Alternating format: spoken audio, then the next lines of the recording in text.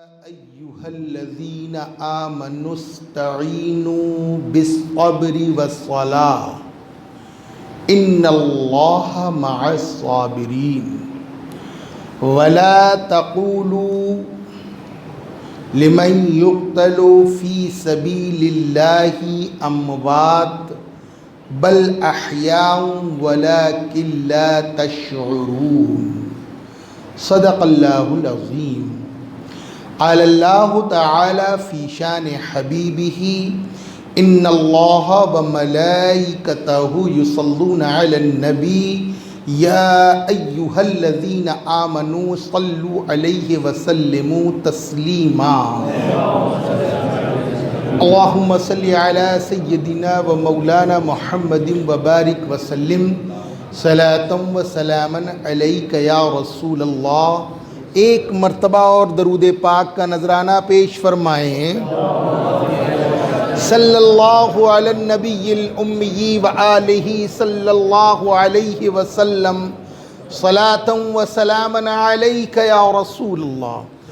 ایک مرتبہ اور بآواز بلند اللہم صلی علی سیدنا و مولانا محمد معادن الجود والکرم وآلہ وصحبہ وبارک وسلم صلاۃ وسلاما علیک یا رسول اللہ. قتل حسین اصل میں مرگ یزید ہے. اسلام زندہ ہوتا ہے ہر کربلا کے بعد. حضرات، یہ محرم الحرام شریف کا آخری جمعہ ہے اور اس میں حضرت امام حسین کی شہادت کی عظمت بیان کرنا چاہتا ہوں. قرآن مجید فرقان الحمید میں وحدہ لا شریک ارشاد فرماتا ہے یا ایہا الذین آمنوا استعینوا بالصبر والصلاۃ. اے ایمان والوں، مدد چاہو نماز سے اور مدد چاہو صبر سے. پھر رب فرماتا ہے ان اللہ مع الصابرین، اور میں صبر کرنے والوں کے ساتھ ہوں. پھر فرمایا ولا تقولوا لمن يقتل فی سبیل اللہ اموات. جو لوگ اللہ کی راہ میں قتل کیے گئے ہیں، جو شہید ہوئے ہیں، فی سبیل اللہ اموات بل احیاء ولکن لا تشعرون، بلکہ وہ زندہ ہیں. کون ہے وہ زندہ ہے جس کا تمہیں شعور نہیں ہے، جسے تمہیں معلوم نہیں ہے کہ یہ لوگ کیسے زندہ ہیں. اللہ عز و جل نے قرآن مجید میں شہیدوں کو زندہ کہا ہے. دوسری طرف ارشاد فرماتا ہے کہ تم ان کے تعلق سے گمان بھی مت کرو کہ یہ مردہ ہیں. تمہیں گمان کرنے کا بھی حق نہیں ہے، بلکہ یہ لوگ جو ہیں اللہ کے نزدیک رزق کی دیے جاتے ہیں، یعنی انہیں کھانا دیا جاتا ہے. اب حضرات محترم، اگر ہم کربلا کے واقعے کی طرف نظر کریں تو ہمیں کربلا کا واقعہ اس بات کی حقانیت کی دلیل ہے کہ رب نے تو پہلے فرمایا استعینوا بالصبر والصلاۃ، یعنی مدد چاہو نماز سے اور مدد چاہو صبر سے. لیکن بات اللہ کو صبر بھی پسند اور نماز بھی پسند، لیکن کہیں بھی رب نے یہ نہیں فرمایا قرآن مجید میں مع المصلیین کہ میں جو ہوں نمازیوں کے ساتھ ہوں. کس کے ساتھ ہوں؟ نمازیوں کے ساتھ نہیں فرمایا. رب نے فرمایا مع الصابرین، یعنی میں صبر کرنے والوں کے ساتھ ہوں. اب کربلا کا واقعہ اگر ہم دیکھیں تو صبر کس کی طرف تھا؟ صابر کون تھا؟ اہل بیت اطہار ثابت تھی. صبر کرنے والی تھی، اس لیے آپ کو یہیں پر فیصلہ کرنا پڑے گا کہ اللہ کربلا میں کس کی طرف تھا، کس کی طرف تھا؟ کربلا والوں میں حضرت امام حسین کی طرف رب تھا، یہی کربلا کی حقانیت ہے۔ لیکن قرآن میں فرمایا کہ شہید زندہ ہے، تو زندہ ہونے کی بھی کوئی دلیل ہونا نا، بغیر دلیل کے کوئی بات وزندار نہیں ہوتی۔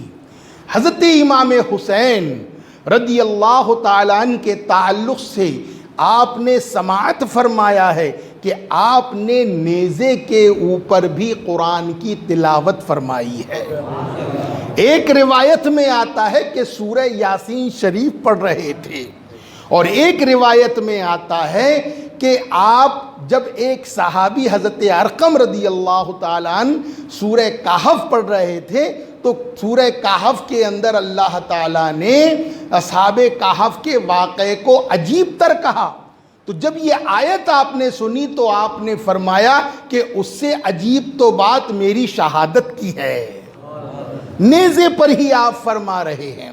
اب آپ اندازہ لگائیں، گردن کٹی ہے لیکن ہونٹ ہل رہے ہیں، یہ حضرت امام حسین کی زندہ کرامت ہے۔ اور میرا حسین دنیا سے جب گیا ہے تو دین کی خاطر گیا ہے، لیکن جاتے جاتے بھی وہ اسلام کی آبیاری کرتے ہوئے گیا ہے، اسلام کو فیضیاب کرتے ہوئے گیا ہے، اسلام کی تبلیغ کرتے ہوئے گیا ہے، کافروں کو کلمہ پڑھاتے ہوئے گیا ہے۔ یہ وہ حسین ہے جس کی شہادت کے تعلق سے قرآن کہتا ہے کہ شہید زندہ ہیں۔ اب کیسے زندہ ہیں؟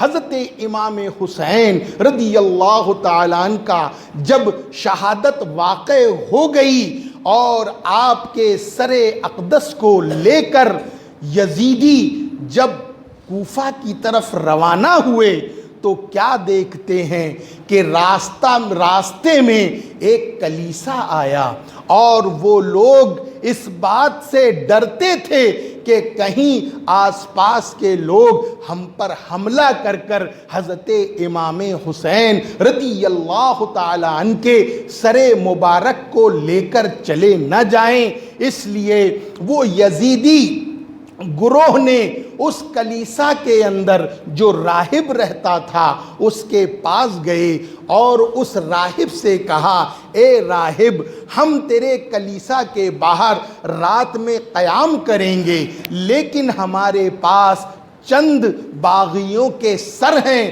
ہمیں ڈر ہے کہ گاؤں والے ہم پر حملہ کر کے ان سروں کو ہم سے نہ چھین لیں، اس وجہ سے تم یہ چند پیسے لے لو اور ہمیں ہمارے ان باغیوں کے سروں کو اپنے کلیسا کے اندر محفوظ کر لو۔ لہٰذا وہ راہب نے اس بات پر راضی ہو گیا اور حضرت امام حسین رضی اللہ تعالیٰ عنہ کے سر اقدس کو ایک کمرے میں بند کر دیا۔ اب راہب کا ایک اصول تھا کہ رات میں اپنے شاگردوں کی وہ رکھوالی کرتا تھا، دیکھ ریکھ کرتا تھا، دیکھتا تھا کہ میرے شاگرد رات میں کیا کر رہے ہیں۔ تو ان کے دیکھنے کے لیے جب وہ راؤنڈ پر نکلا تو اس نے کیا دیکھا کہ جس کمرے کے اندر حضرت امام حسین رضی اللہ تعالیٰ عنہ کا سر مبارک رکھا ہے وہ پورا کمرہ بقعۂ نور بنا ہوا ہے۔ وہ کمرے میں انتہائی روشنی ہے اور اتنی روشنی کہ کواڑوں سے اس کی کرنیں باہر نکلتی نظر آ رہی ہیں۔ اب راہب حیران ہوا، اندر کوئی چراغ نہیں، کوئی چمنی نہیں، پھر یہ روشنی کہاں سے؟ اسے تجسس ہوا، وہ دروازے کے قریب آیا، کواڑ میں سے جھانکا تو کیا دیکھتا ہے کہ وہ چھت وہ کمرہ کمرہ نہیں رہا، وہ چھت نہیں ہے، اور کیا دیکھتا ہے کہ اس کے کمرے سے آسمان دنیا پر ایک سیڑھی لگی ہوئی ہے، اور اس سیڑھی سے کچھ نفوس قدسیہ اتر رہے ہیں۔ اللہ الصمد۔ اسی اسنا میں نبی کریم صلی اللہ علیہ وسلم کی سواری آئی، ان کے ساتھ خلفائے راشدین بھی آئے، اور آنے کے بعد حضرت امام حسین رضی اللہ تعالی عنہ کے سر اقدس کے سامنے کھڑے ہوئے۔ اللہ اللہ، اب حضرت امام حسین رضی اللہ تعالی عنہ کی آنکھیں جو بند تھی وہ کھلی، جو ہونٹ خاموش تھے وہ ہلے، اور پھر ان سے آواز آئی، نانا جان السلام علیکم، آپ کی امتیوں نے میرے ساتھ کیا حشر کیا ہے۔ اور پھر کربلا کا پورا واقعہ نبی کریم صلی اللہ علیہ وسلم کو رو رو کر حضرت امام حسین نے سنایا۔ حضرت امام حسین کے بعد آقا فرماتے ہیں، جن لوگوں نے تمہارے ساتھ بیٹے یہ سلوک کیا ہے، کیا کل قیامت کے دن مجھ سے شفاعت کی امید رکھیں گے؟ اللہ اکبر۔ یہ معاملہ چل ہی رہا تھا، اسی اسنا میں پھر حضرت عائشہ صدیقہ، بی بی خدیجۃ الکبریٰ، ام المومنین حضرت عائشہ صدیقہ، ام المومنین حضرت خدیجۃ الکبریٰ، ام المومنین امہات المومنین بی بی مریم، بی بی آسیہ، اور ان سب کے جھرمٹ میں خاتون جنت حضرت بی بی فاطمۃ الزہرا رضی اللہ تعالیٰ عنہ جب تشریف لائی تو ہاتف غیبی نے خبردار کیا، اے راہب ہٹ جا، اب خاتون جنت آ رہی ہیں۔ یہ آواز کا سننا تھا، راہب پر بے ہوشی طاری ہو گئی، اور راہب بے ہوش ہو گئے، اور جب وہ بے ہوش ہونے کے بعد جب اسے ہوش آیا تو اللہ الصمد دیکھا وہ کمرہ پھر جیسے کہ ویسے ہی تاریک تھا۔ وہ راہب اٹھا اور رونے لگا اور کہنے لگا، ارے کمبختوں، تم جسے باغی کہہ رہے ہو، ارے یہ تو تمہارے نبی کا نواسا حضرت حسین ہے۔ اللہ الصمد۔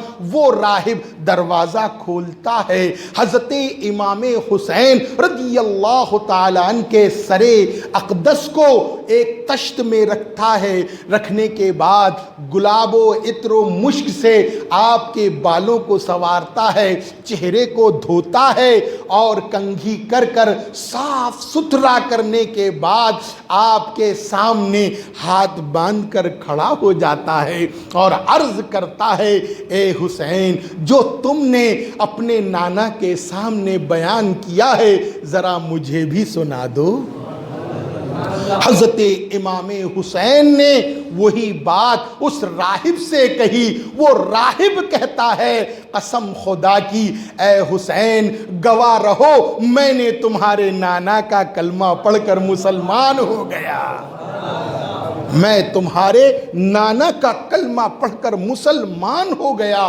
اللہ اللہ۔ اس کے بعد جب دن نکلتا ہے، وہ جب رات ہی میں، اس کے بعد وہ راہب اپنے 70 شاگردوں کو غسل دے کر نہلا دھلا کر اسی کمرے میں لا کر بٹھا دیتا ہے۔ بٹھانے کے بعد پھر ہاتھ باندھ کر بڑے ادب سے کہتا ہے، اے حسین، جو تم نے مجھ سے کہا ذرا میرے شاگردوں کو بھی کہہ دو۔ اللہ اللہ۔ حضرت امام حسین پھر وہی واقعہ ان شاگردوں کو سناتے ہیں۔ شاگرد مبہوت ہو جاتے ہیں، حیران ہو جاتے ہیں۔ کٹا ہوا گلا ہے اور جسم نہیں ہے، جان نہیں ہے، پھر بھی گفتگو کر رہا ہے۔ اسی لیے تو قرآن کہتا ہے کہ وَلَا تَقُولُوا لِمَنْ يُقْتَلُ فِي سَبِيلِ اللَّهِ أَمْوَاتٌ بَلْ أَحْيَاءٌ وَلَكِنْ لَا تَشْعُرُونَ۔ جو اللہ کی راہ میں قتل قتل کیے گئے تم انہیں مردہ نہ کہو، وہ زندہ ہیں اور تمہیں ان کی زندگی کا شعور نہیں ہے۔ میرا حسین شہادت کے بعد بھی زندہ، اور زندہ ایسا کہ اپنے نبی کے دین کی آپ یاری کر رہا ہے۔ جب آپ نے اپنا واقعہ سنایا، وہ 70 راہب، وہ 70 عیسائی عالم جو تھے حیران ہو گئے، اور پھر حیران ہونے کے بعد وہ 70 کے 70 حضرت امام حسین کے نانا کا کلمہ پڑھ کر مسلمان ہو گئے۔ یہ حضرت امام حسین کی عظمت ہے، یہ تو آپ نے عمل کیا۔ اور اس کے بعد میرے حسین کی کرامت دیکھو، جب آپ شہید ہو کر آپ کا سر مبارک کوفہ لے جایا گیا اور عبید اللہ بن زیاد خبیث کے دربار میں جب پیش کیا گیا تو عبید اللہ بن زیاد دیکھ کر حیران ہو گیا کہ شہادت کے بعد بھی اتنا خوبصورت چہرہ۔ اللہ اللہ، چونکہ آپ کی زلفیں تھیں، اس عبید اللہ بن زیاد نے آپ کی زلفوں کو پکڑ کر آپ کے سر مبارک کو اپنی ران پر رکھا، اپنی ران پر رکھا، اور رکھ رہا تھا کہ اسی اثنا میں حضرت امام حسین رضی اللہ تعالی عنہ کے سر مبارک سے، گردن سے ایک خون کی بوند نکلی۔ کتنی؟ ایک خون کی بوند، جو اس عبید اللہ کے ران میں گھس کر زمین پر نکل کر تخت سے نیچے اتر کر غائب ہو گئی۔ اس کے بعد اس خون کی بوند کا یہ اثر ہوا کہ جہاں وہ خون گرا تھا عبید اللہ بن زیاد کے ران میں، وہاں ناسور ہو گیا، زخم ہو گیا، کیڑے پڑنے لگے، اور وہ وہاں بدبو آنے لگی۔ مرنے کے بعد جب وہ مرا تو اسی نشان کی بنیاد پر اسے پہچانا گیا کہ یہی عبید اللہ بن زیاد ہے۔ یہی خون اس کے لیے موت ثابت ہوا۔ لیکن ایک اور واقعہ، حضرت مختصر جب حضرت امام حسین شہید ہو گئے تو واقعہ یوں ہے کہ کربلا کے قریب ایک گاؤں تھا، وہ گاؤں یہودیوں کا گاؤں تھا، وہاں یہودی رہتے تھے۔ ایک یہودی کی ایک لڑکی ایسی تھی جو نابینا تھی، اندھی تھی، لولی تھی، لنگڑی تھی، اور اسے برس تھا، کوڑ تھا، جزام تھا، تمام بیماریاں اس میں موجود تھی۔ شہر کے لوگ، گاؤں کے لوگوں نے اسے نکال کر گاؤں کے باہر ایک کٹیا کے اندر درخت کے نیچے پہنچا دیا۔ اب وہ یہودی اپنی بیٹی سے بڑی محبت کرتا تھا، دن رات آ کر بیٹی کی سیوا کرتا تھا، خدمت کرتا تھا، کھلاتا تھا، پلاتا تھا۔